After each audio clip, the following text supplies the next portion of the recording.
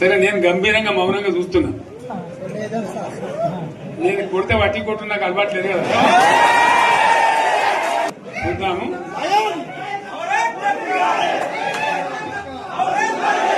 నా రోజులు కానీ అన్నట్టుగా నేను చూస్తా ఉన్నా. కానీ మనోళ్ళందరూ కూడా ప్రతిపాదిస్తున్న ఏంటంటే, ఒక సంవత్సరం జరిగిపోయింది, సంగమేశ్వర ఆన్నే పన్నది, బసవేశ్వర ఆన్నే పన్నది, పాలమూరు ఉత్పత్తుల పథకం ఆన్నే పన్నది, కాళేశ్వరం అట్లే ఎండబెడుతున్నారు, ఇవన్నీ అన్యాయాలని. కాబట్టి ఫిబ్రవరి నెలాఖరులో ఒక పెద్ద బహిరంగ సభ పెట్టాలి, మీరు కథ చూడాలి అని జరుగుతూ ఉంది.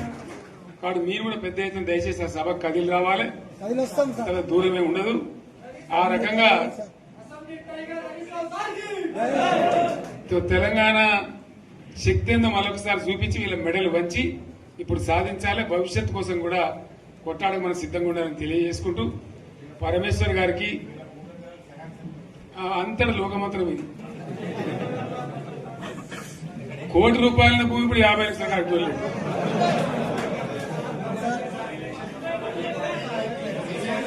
ఈ ఒక్కని బాధ ఒక ఆయన వచ్చింది, మన ఒక ఆయన ఒక 10 మంది వచ్చారు హైదరాబాద్కి. అందులోకి 2 ముస్లిం సోదరులు వచ్చారు. साहब सोब तबाह हो गया, इफलासी मुफलसी बच्चे क्या दबे होगा, तुम्हारा क्या हुआ बहन, तुम्हारा क्या हुआ, तुम हैदराबाद में तुम लोग हैं, मेरा कारोबार है साहब, मेरा छोटा मोटा कारोबार है, होटल भी है, 70% गिर गया। हर कोई पूछ रहे, हर कोई केसीआर को याद कर रहा है सामान. వాళ్ళు మాట్లాడుతున్నారు. ఎక్కడ ప్రతి ఒక్కరు భూముల ధరలు పోయినాయి, మన్ను పోయినాయి, మసాలా అన్ని పోయినాయి. ఎంత మంచిగా 4 ఎకరాల రైతు నేను 4 కోట్ల ఆసాలను ఆడుకుంటుండే, అంత ధీమా ఉంది. ఎంత బాగుంటే హైదరాబాద్ నుంచి అడిగితే కూడా వచ్చి మనం ఇయ్యకపోదాం భూములు, డిమాండ్ పెరగానని. అంత బ్రహ్మాండంగా మారుమూల ప్రాంతంలో కూడా 40 లక్షలు 50 లక్షలు ఎకరానికి ఉండే. అటువంటిది సగానికి సగం పడిపోయి మొత్తం నాశనం చేశారు. వీళ్ళు ఇట్లే వదిలిపెడితే ఇంకింత నాశనం అవుతుంది. కాబట్టి మనం కొట్లాడాల్సిందే. నేను ఇంకొక మాట మీకు చెప్తా. ఎలక్షన్లలో నేను మస్తుగా చూసిన 50 ఏళ్లలో పార్టీలు గెలితే ఓడితాయి. ఇంత మాయలు ఏడాది లోపలనే కాంగ్రెస్ పార్టీ దొరికితే కొడతాం రానంత గొప్పగా.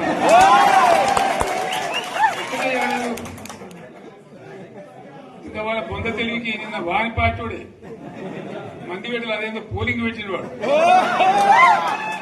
చూసారా మీరు? ఆ పోలింగ్ పెడితే 70% మనకు వచ్చింది, 30% మనకు. వాడు పెట్టింది, మనం పెట్టింది కాదు. 75 ఇది పరిస్థితి. అదే నేను ఏమంటున్నా అంటే, ఫామ్ హౌస్ అంటే ఏముంటది, వారి ఉంటది, మాకు ఉంటది, అల్లం ఉంటది. కాంగ్రెస్ వాళ్ళు ఎంత మనిషి చేస్తే పారబడి తవ్వచ్చు కూడా లంగత. దీన్ని ఫామ్ హౌస్ అని మనం బదనాం చేసి అంతే కదా. నేనేమంటున్నా అంటే, అన్ని మబ్బులు వీడిపోయినట్టు ప్రజలకు అన్ని తెలిసిపోతున్నాయి. మంచి ఏంది, చెడ్డ ఏంది, ఏం జరిగింది అన్ని ఇంకా ఘోరమైతుందని చెప్తున్నా. వీళ్ళ తెలివితక్కువతనానికి ఏమైంది, నిన్న మొన్న రిపోర్ట్ వచ్చింది. Comptroller and auditor general of India అని కాగ్ అంటారు దాన్ని. కాగ్ రిపోర్ట్ వచ్చింది. పోయిన సంవత్సరం మన గవర్నమెంట్ లో వచ్చిన ఆదాయం కంటే 13,000 కోట్ల రూపాయల ఆదాయం తగ్గిపోయింది. ఇంకా మార్చి పోయే వరకల్లా ఇంకో 3-4 కోట్ల, అంటే 15,000 కోట్ల ఆదాయం పోతుంది. మన గవర్నమెంట్ ఉన్నప్పుడు ప్రతి ఏడాది 15,000 కోట్లు పెంచుకుంటూ పోయినాయి. చెప్పేసుకుంటూ పోయింది. ఏడాది 10 నుంచి 15,000 కోట్ల ఆదాయం పెరిగేది మన టైంలో. అంత జాగ్రత్తగా మనం వ్యవహారం చేస్తాం. ఇలా ఉల్టా 15,000 కోట్లు పడిపోయింది. ఇంకా వాడేమిస్తాడుగా, ఇంకో ఇస్తారా? ఇంకో 4-5 నెలలైతే జీతాలకే కష్టమై దొరుకుతుంది. అందరు పెండింగ్ పెట్టి రిటైర్ అయిన దొరుకుతారు పైసలు, మీరు చూస్తారు కదా పేపర్లలో. సో ఆ విధంగా రాష్ట్ర ఆర్థిక పరిస్థితిని కూడా దివాలా తీయించారు. ఇవాళనేం కాదు, 100కు 100% ఇప్పటికే ప్రజల నిర్ణయానికి వచ్చారు. డెఫినెట్ గా రాబోయే గవర్నమెంట్ మనదే అని అనుమానం కూడా అవసరం లేదు.